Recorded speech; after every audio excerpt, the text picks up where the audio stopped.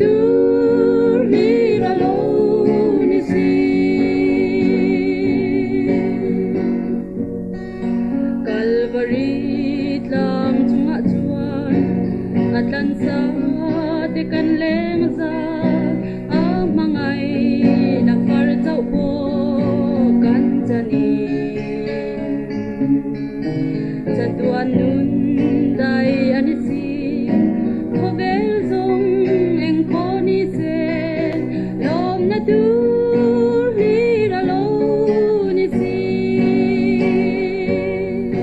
jana re nga tolo lungai mang an toy na po ama nen kanin pol chuan dam chung ka to apiang hi lom na tur hiralone si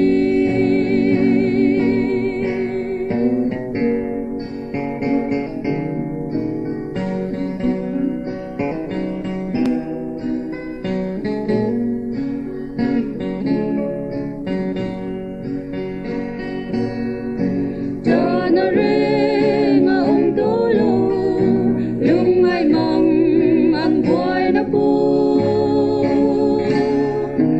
ama nen kanin pol chuan dam chung ka to apiang hi lom na tur